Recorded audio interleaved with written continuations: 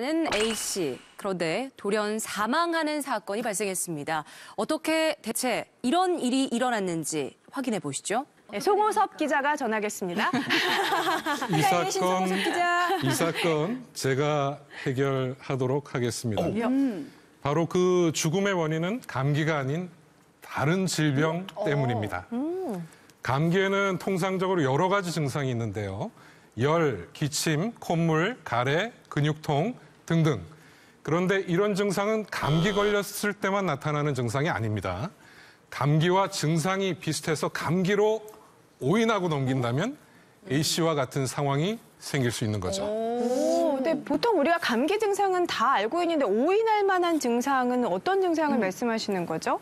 기침입니다. 그래서 우리가 기침하면은 감기 아주 대표적인 증상이죠. 그래서 기침을 하게 되면 아, 감기에 걸렸구나 하게 되는데 기침 중에서도 특히 밤에 주무실 때 기침을 하면서 3주 내지 4주 동안 마른 기침을 오랫동안 할 경우에 이럴 경우에는 역류성 식도염 같은 소화기 질환을 의심할 수 있겠습니다.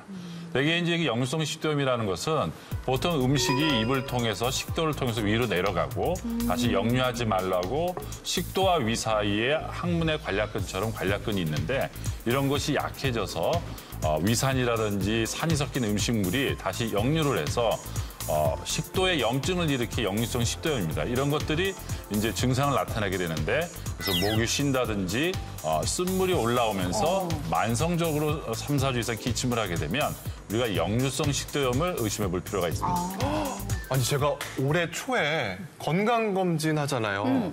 그때 살짝 역류성 식도염이 있다고 위 내시경 하고 나서 의사 선생님이 그렇게 말씀을 해주셨거든요. 근데 역류성 식도염으로 사망까지 할 수 있는 건가요? 너무 놀랐어요. 예, 그렇습니다. 이게 역류성 식도염이 증상이 없는 경우도 참 많고 불편한 경우도 많은데 이 식도에 염증이 생겼다는 얘기는 식도에는 산으로부터 보호하는 보호 점막이 위와 같이 없기 때문에 이게 만성적으로 염증이 생기게 되면 드물지만 식도암의 원인이 되는 거죠. 그래서 세포의 변형이 일어나서. 근데 이 식도암은 드물게 생기지만 한 번 생기면 전이가 빨리 일어나기 때문에 상당히 위험한 질환 중에 하나입니다. 그래서 우리가 그 침을 삼키기 어려우면서 또 가슴에 통증이 있으면서 만성적으로 기침을 할 경우에는 역류성 식도염을 생각해서 치료를 받는 것이 중요하겠습니다.